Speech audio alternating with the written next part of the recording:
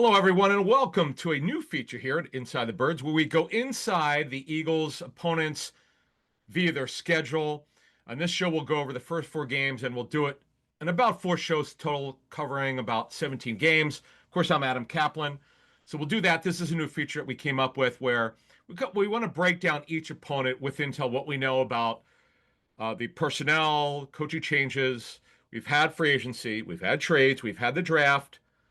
And now we're within 4 weeks from the start of Eagles training camp in late July. So we want to go over that and get you updated to know what to expect from these clubs when they face the Eagles, especially when we do these first four games early in the season. But before we get started, before we do, I want to give you a quick word on a fun event for charity this weekend. If you live in New Jersey, Delaware, or Philadelphia, uh, there's a great event in Sea Isle City, New Jersey. It's the Connor Barron Make the World Better Foundation Pickleball Tournament. Connor, by the way, started this his organization to raise money and support for playgrounds and community centers around the area. And this is incredible. His organization has raised over $20 million for these projects, and it's great work. And by the way, Connor started with his mother back in 2013, so great job by the Barwin family.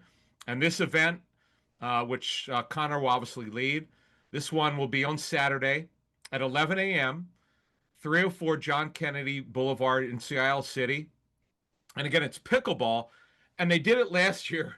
And of course, Jake Elliott had to do it. He's a golfer, he's a tennis player, he's a softball player, the best overall athlete on the team. Last year, of course, Jake had to do it. How could he miss it? It's racket sports. And he did it with, by the way, his former teammate, who he won a Super Bowl with in 2017. Bo Allen was his partner. Bo's lost a ton of weight. So I would expect if Bo's around, he would do it. Of course, Jake, if he's around, is going to do it because he's a racquetball guy. And also broadcasting live there is our friends at 973 ESPN South Jersey. Josh Henning will be hosting for about 5 hours. So say hello to Josh. And let's hope Josh gets some guests. In fact, I'd like to listen. I don't know if I'll be able to get down there. Let's see if we can get Jake on the line there, or whoever it is, former Eagles and current Eagles, if they go down there. But it's a great event. So I know Josh said he'll be hosting there for about 5 hours. It starts at 11 a.m. And by the way, the weather looks like right now it's going to be a lot cooler. So that's the best time to play racket sports outdoors is when it's in the 60s and 70s and not humid. But the bottom line is for a great cause. Support it. You can learn more at mtwb.org. Great job by Connor Barwin. All right, let's get started. Week one, of course, the Eagles play the Cowboys. I was personally hoping for the Lions, who they'll play, I think, in week 11. But of course, the networks, and it's going to be NBC in this case. No offense to the Lions, they're not quite a national team. We know they get the Thanksgiving game every year, but the Cowboys have the number one brand in the National Football League. They still do. Chiefs are close, but the Cowboys do. NBC won in Dallas. They got them. And this is the Thursday night game everybody knows already at 8:20 in Philly. Nick Sirianni, we don't talk about this enough and how great he has been, whether it's on the road or at home. Nick is 29-10 at home, including 5-0 in the playoffs. Third most home wins in the National Football League for his 4 seasons that he's coached. He's now in year 5. He got his extension. The Cowboys, by the way, in those years, at home, they're 23-13. 0-2 over those 4 years. As you know, they got blown out. I remember picking the Niners that year to upset the Cowboys. Thought the Cowboys were overrated, and they also got smoked by Green Bay. So I don't know what it is. And the Cowboys are so inconsistent on the road. Some years they're good, sometimes they're not good. And by the way, Dallas to win the NFC East is plus 600. They're picked to finish in third place. The Eagles, but we haven't had a repeat winner since '04. When the Eagles were in the midst of winning 4 divisional championships in a row, 01 through '04. The Eagles are minus 150. They're the favorite to win the NFC East. Now, when you look at the Dallas Cowpokes, right, you've got the new coaching staff. You got Brian Schottenheimer. And I can tell you from talking to people who've coached with Schottenheimer, he's a very strong personality, very demanding like his late father, Marty. Now, he's brought in an interesting staff. The one guy, and I mentioned this in the show we did with Greg Gosell, Jeff Mosher, and I did with Greg, when we go over Greg's knowledge of the clubs in terms from his film standpoint. Now I'm going to expand on this a little bit more. He's brought in Schottenheimer, some college coaches, and the best one he's bringing in, I've heard about this guy. His name is Junior Adams, a longtime college receivers coach and a pass game coordinator. He's called plays before. Junior Adams has never coached in the National Football League, but he's a phenomenal college receivers coach. He's coached Cooper Kupp. Did a great job with him in Eastern Washington. Cedric Wilson, formerly of the Cowboys and some other teams. Jalen McMillan, when Junior Adams was at University of Washington, who's now a third-round pick for Tampa Bay. Romo Dunze, everybody knows, a first-rounder from the Bears last year. Puka Nacua, he coached Puka at UW. Jalen Polk is now with New England. Troy Franklin, when Junior Adams went over to Oregon. Dante Thornton, who flashed a little bit, a fourth-rounder for the Raiders in their OTAs. Tez Johnson, from Oregon, who could run, who was a seventh-round pick, I believe, for Tampa Bay this year. So that's a really good hire. I like this hire. But what you got to know is Junior Adams, I know he did a great job in college. He now has to coach NFL receivers, right? Strong personalities, like George Pickens. That's a big one. No question about it. Dealing with Pickens is going to be a challenge. Pickens, who right now is not getting an extension unless the Cowboys change their mind. How is he going to handle it? The Steelers were done with George Pickens. They won't deal with him anymore because they were not going to extend his contract. They're going to let the Cowboys deal with it. That's not going to be easy for Junior Adams, but the guy is a phenomenal receivers coach, but he's got to deal with strong personalities at that receiver position for the Cowboys. Now, Brian Schottenheimer not only will be their head coach, he's going to call the plays. He's an aggressive play caller early in games. It was his idea. The Let Russ Cook movement in 2020, as I've outlined for now 5 years, was Schottenheimer's idea. He and the front office convinced Pete Carroll to do it, and it worked beautifully. No better quarterback in the National Football League for the first 8 games that season. Best Russell Wilson had ever played. Super aggressive. They came out in that first game against Atlanta twice as much as they ran it in the first half in that game. We're way up in 11 personnel in that season, particularly in the first half. So, folks, the Cowboys are loaded now at wide receiver. You got CeeDee Lamb, obviously, who's terrific. No doubt he could play inside or outside. You had George Pickens. Jalen Tolbert could run. He's best off as their third receiver. Jonathan Mingo is still on the roster. That was not a good trade for them from Carolina. Cavante Turpin, who's a special teams returner, and sort of a multi-use receiver. So they're loaded at the wide receiver position. Now Junior Adams has got a lot to work with here. He's got to continue to develop these guys. And, of course, Schottenheimer now going to call a lot of 11 personnel, as we believe. The way that I've heard it under Schottenheimer, he's super big on accountability, which, quite frankly, was not happening under Mike McCarthy. You're going to get that. Now, here's what I'll say about Schottenheimer. Either the players will buy in early on, or you'll have players not believing in the system. And the one knock on Brian Schottenheimer when he was the offense coordinator for the Jets, though they did very well for a while under Schotty, is sometimes his scheme is too complicated, and that was a knock on him. Let's see how it works here. But the talent level is supreme at receiver, so I'm interested to see how he could develop this thing here. Now, the other thing, when you look at Dallas's offense before we move on to other positions on their offense, is tight end. Jake Ferguson is a good player. Luke Schoonmaker will be their wide tight end. Ferguson's on a contract here. I don't see them extending it unless he's willing to do something very cheap, because they might as well let him play it out because they're trying to get Parsons' deal done. And Tyler Smith is a possibility later, who's terrific. We'll talk about their offensive line in a second, what I know about it. But the other thing is Schotty is good at calling a run scheme, and he could call zone. He can call gap scheme. The key here is they don't really have a bell cow. Javonte Williams has never been the same since that multi-ligament injury. He can catch the football. He caught 50 last year. Miles Sanders never really was the same since he left Philly. Sanders was cut by Carolina. He's on a low-end one-year deal. Javonte Williams is on a low-end one-year deal. Jadon Blue is a super explosive change-up back. There's enough there to get something out of the run game, which was disappointing last season. I'm really interested to see how aggressive Schotty will be, not only in the pass game, but what does he get out of that run game? That's something to look into here. Now, Dak Prescott has shown he can be a high-volume quarterback. Joe Milton, I know they're happy with his offseason. Joe Milton has had major issues with accuracy. That is why the Patriots got rid of him. It's funny that the front office that drafted Joe Milton wanted to get rid of him after a year. That's not a good thing. But this kid, if he could get the accuracy going, has an unbelievable arm strength. He's got good size. But I saw at the Senior Bowl that the accuracy was a major problem. The offensive line's going to be retooled a little bit.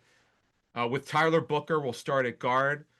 He'll be the right guard. Tyler Smith, who's been a great story. Tyler Smith it's an amazing situation here. He was drafted to play tackle. No one thought he could play guard. And he got thrown there at the last moment in 22 before the season started, and he did a great job. He's been great. Cooper Beebe is clearly their center. They're young there on the offensive line. Now, the big issue is Tyler Guyton. He's protecting the quarterback's blind side.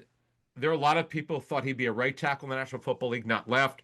Terrence Steele is their highly paid right tackle. That is a problem at left tackle.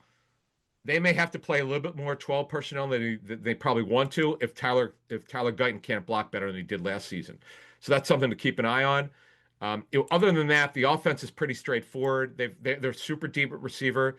Luke Schoonmaker, unfortunately, has not worked out as a second-round tight end. He's in year 3. He's an athletic wide tight end out of Michigan. But you don't draft tight ends to be inline blockers. They need to get more out of him. But again, the passing game in terms of tight end is going to go through Jake Ferguson. Looking at their defense here, this is their third different scheme change in 3 years. You had the Dan Quinn one, who's long gone to be Washington's head coach. Then you had Mike Zimmers. And now you have Matt Eberflus. Eberflus, by the way, is super zone heavy, low blitz, 4-man pressure. You're going to see a very, very high zone scheme.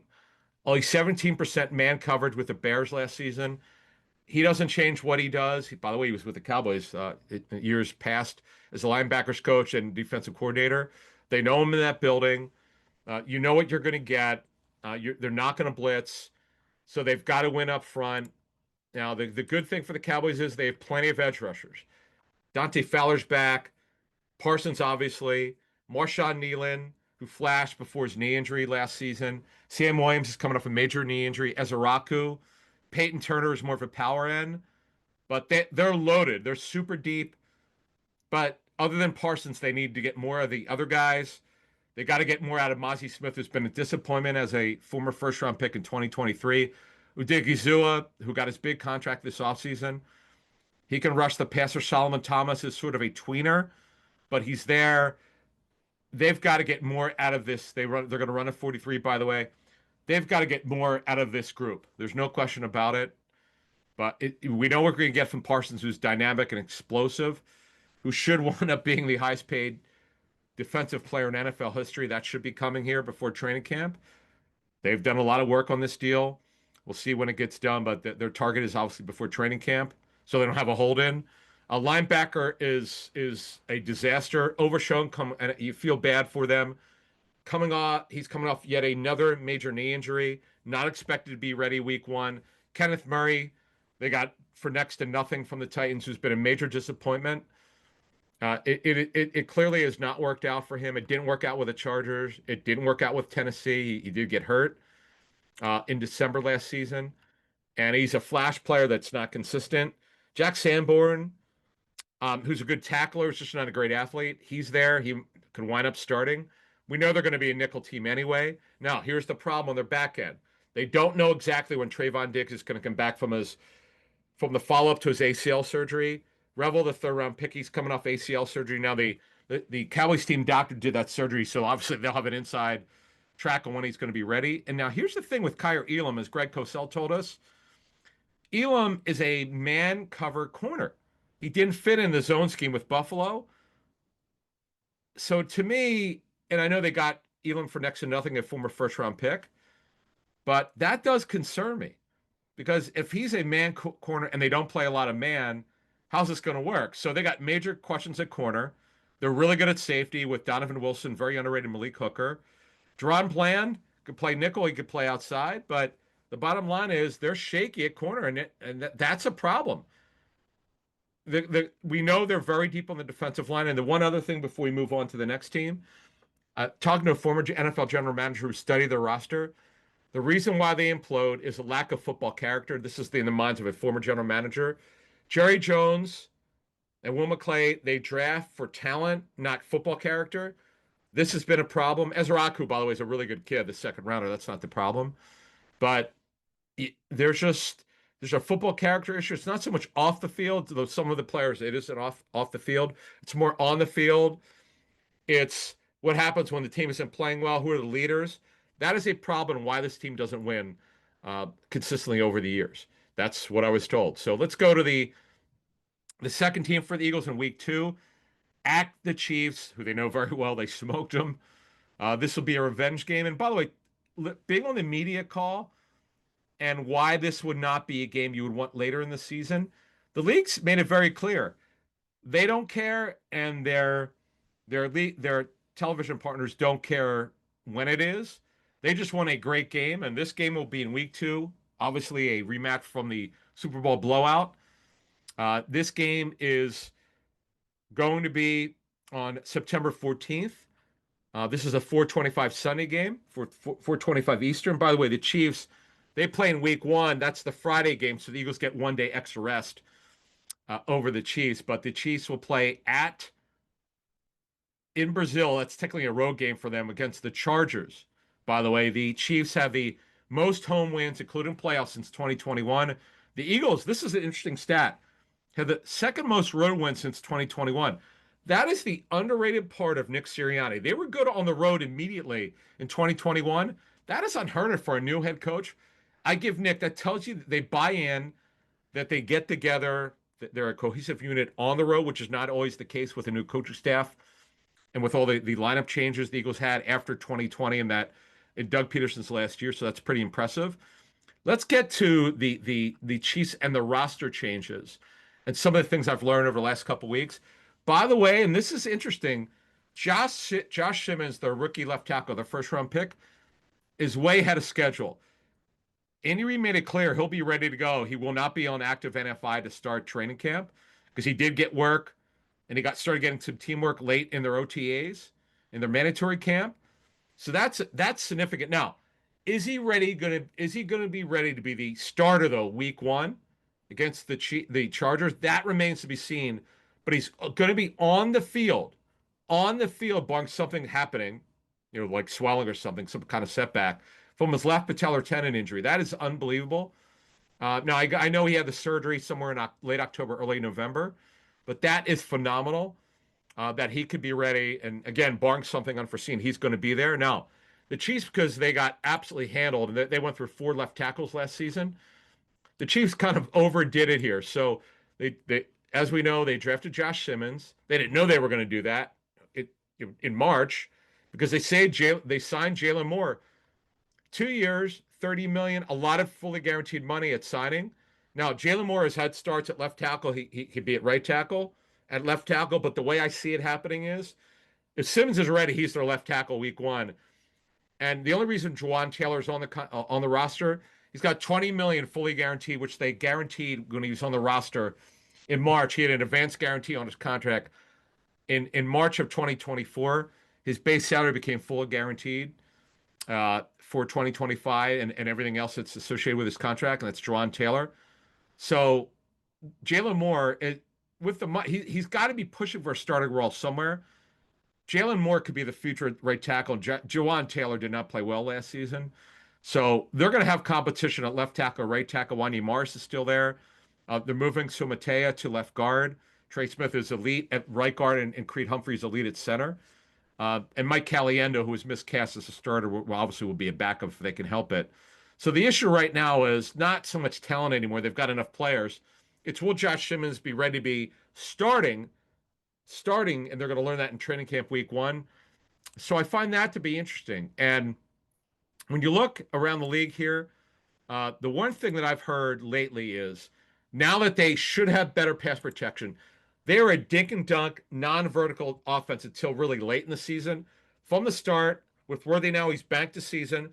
Hollywood Brown's back. He's healthy. Rashee Rice is ready to go. He looked good in their offseason program, but he's not really a vertical threat. He'll be their slot. They want Worthy and Brown going deep if they can protect. You're going to see that. Now, this impacts the Eagles, where you worry about the cornerback situation opposite Quinyon Mitchell. we know Keely Ringo could run. That's not the problem.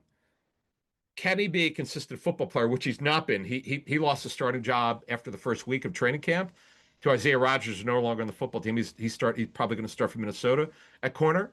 So if Adoree Jackson and Keely Ringo can't hold down the fort, Harry Roseman's going to have to do something by the start of the regular season. And we know Howie has a history of making trades right before the season starts. So we'll keep obviously a watchful eye what happens with the cornerback position. But that does worry me.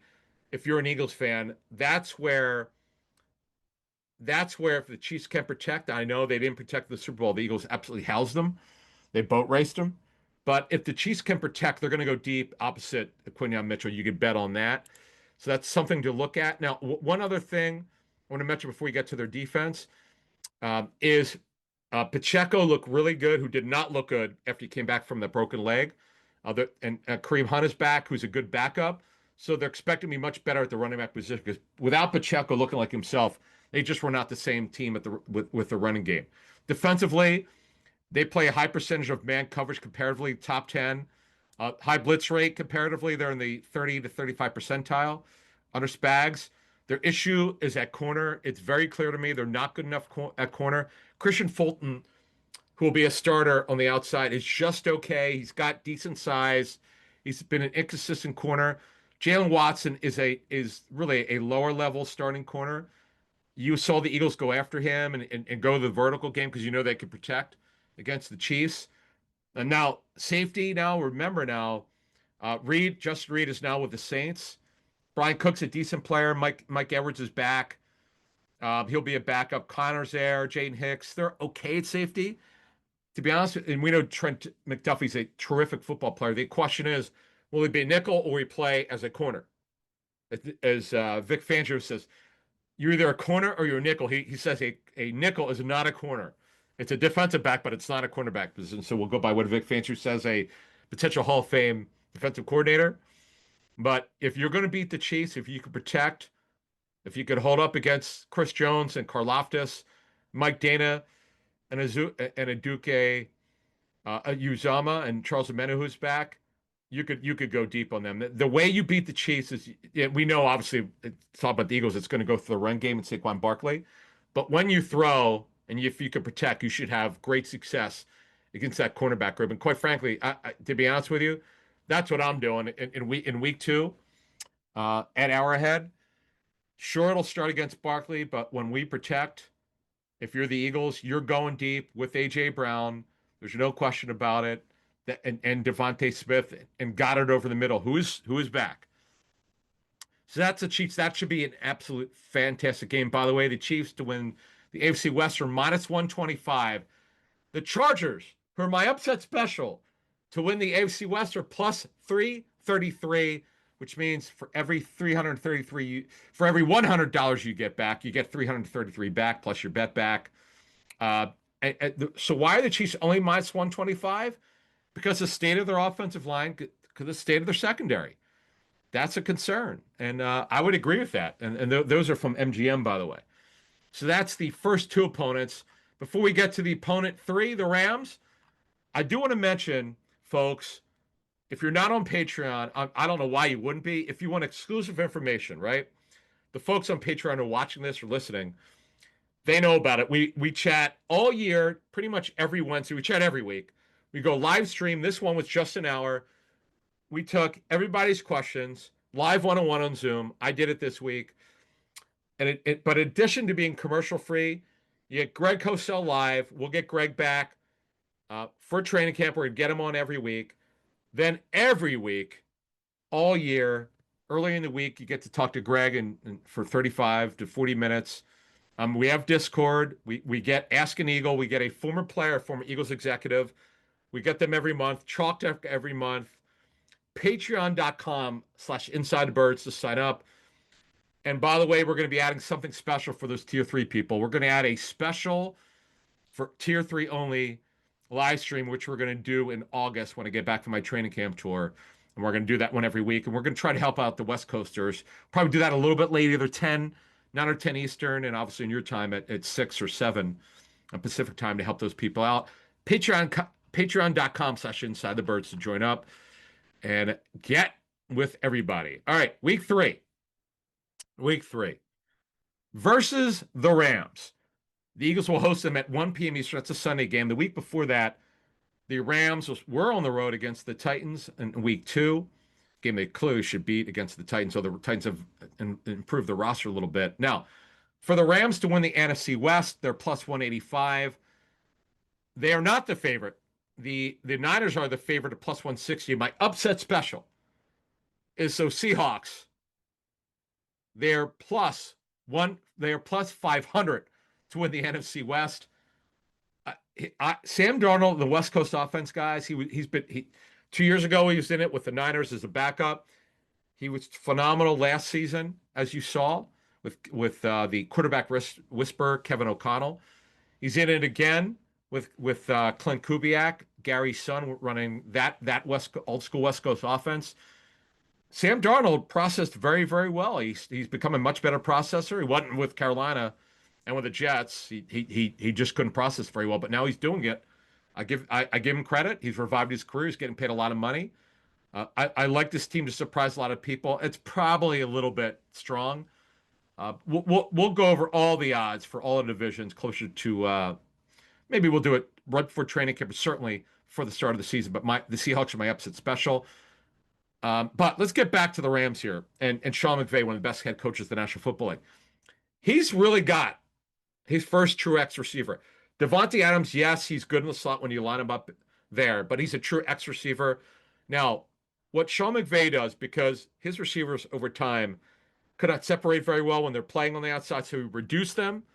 The splits are tight, generally, with Puka Nacua, who really cannot win as a true outside receiver, most likely. He's better being reduced. You saw what Cooper Kupp did as a reduced receiver. Might be a Hall of Famer someday. They're not very deep at receiver. I don't know why they're paying Tutu Atwell $11 million fully guaranteed. That's just ridiculous. I mean, he's okay. He's a small receiver, could run fast, but they missed on that one. I don't know why they brought him back, but they brought him back. Jordan Whittington has got better size at University of Texas, who I know has flashed for them in training camp. He's back. Look for Stafford to take more shot plays with Atwell, who could run a little bit. We know Adams could get separation downfield. He's great at it. But here's the thing about them playing a lot of 11 personnel. I know they're usually way up there in it, but folks, here's the thing. Higbee's back. He's an athletic wide tight end. Parkinson's a wide tight end only. Ferguson is their second round tight end. To justify all this, what they're paying Parkinson, what they're paying Higbee, plus Terrence Ferguson, you got to play more 12 personnel than you usually did. So to me, that's what you're going to get when you face the Eagles in Week 3, Rams. I gotta believe they're going to play a higher percentage 12 personnel. They'll still be more 11, but look for them to play more 12 than they have in the past.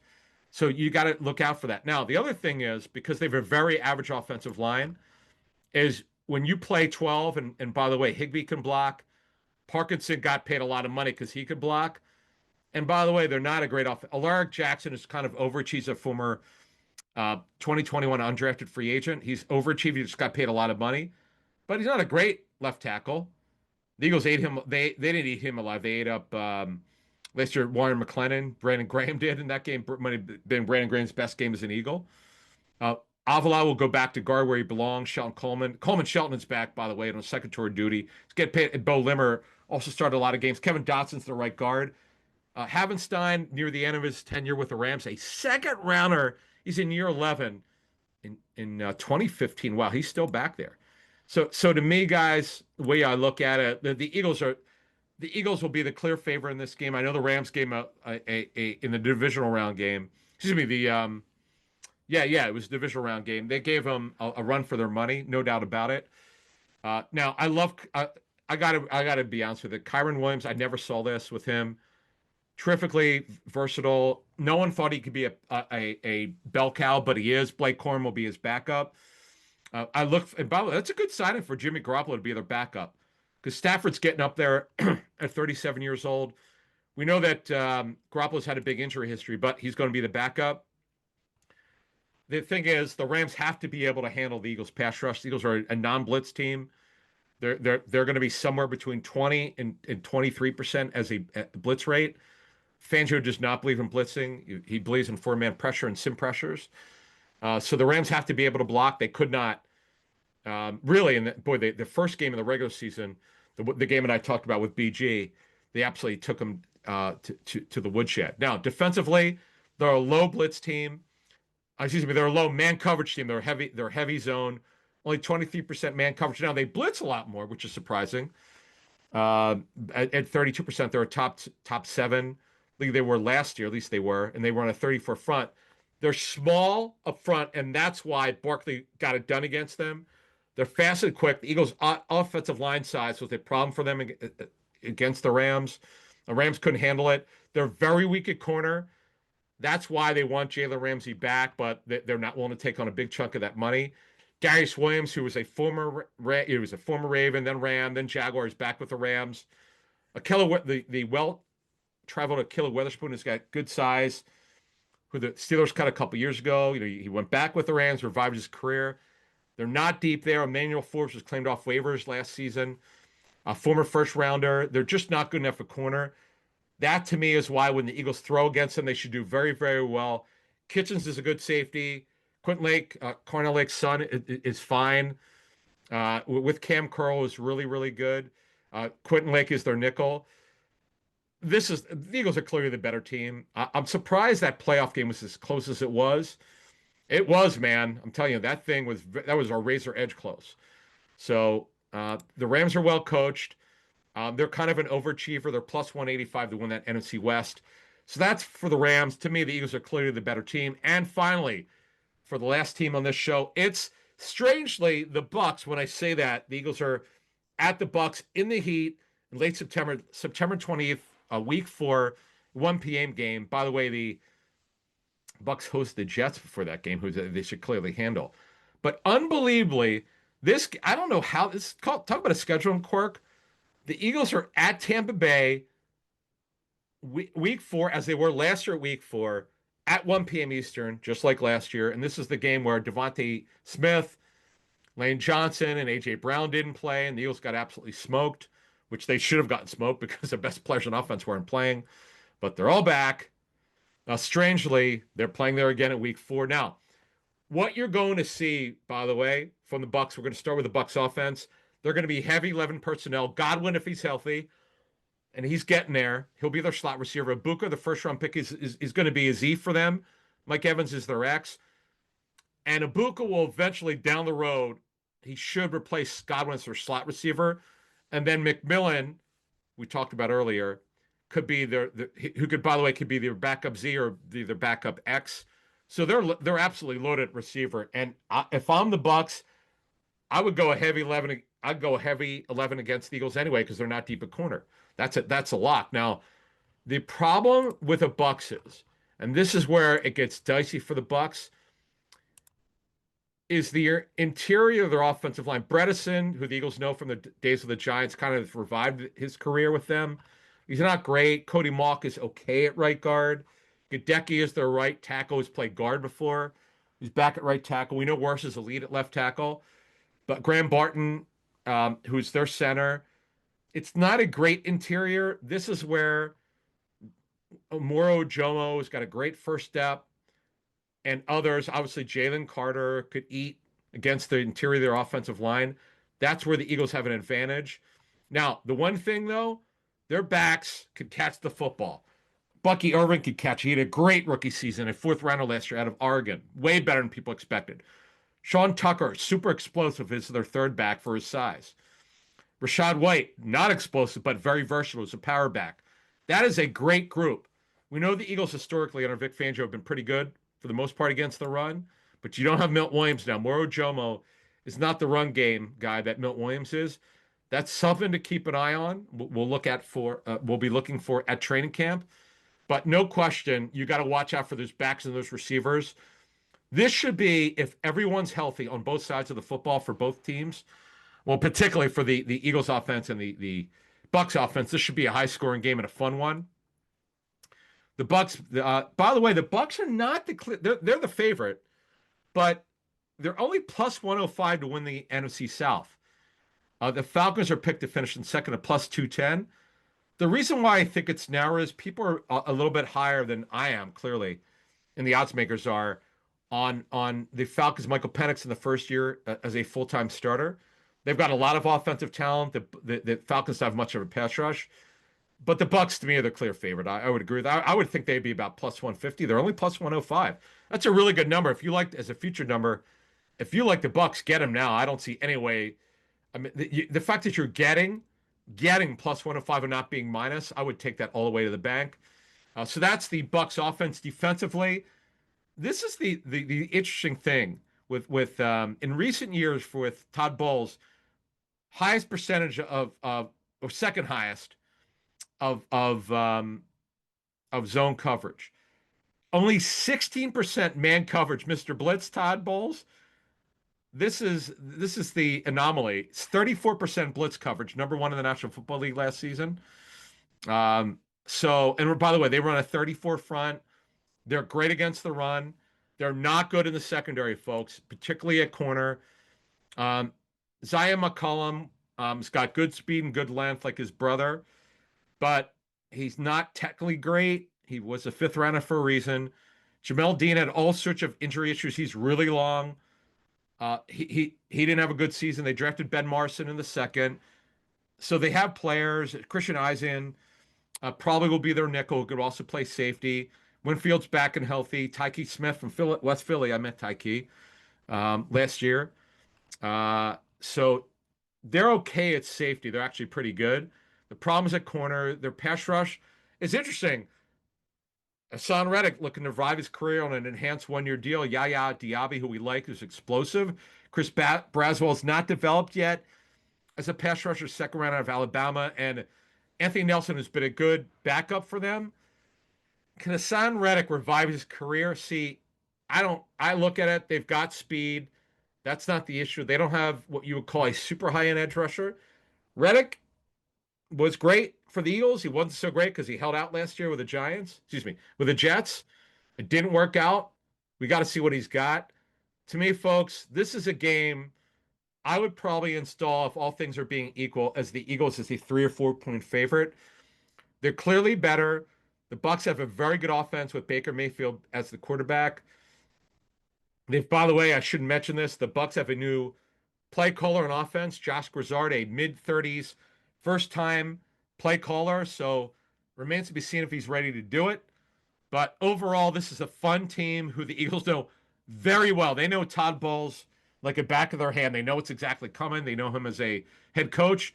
Congratulations to their coaching staff and Todd Bowles and Jason Light, the general manager, for getting their contract extensions, making them concurrent, which is smart. You never want to have one lasting than the other. It's not the way to do it. So that's the Bucks. So a very intriguing first 4 games for the Eagles. And then we'll talk about, in the next show, the next 4 games, leading off with those much improved Denver Broncos. And by the way, that game will be in Philly on October 5th. That's a 1 p.m. Eastern game.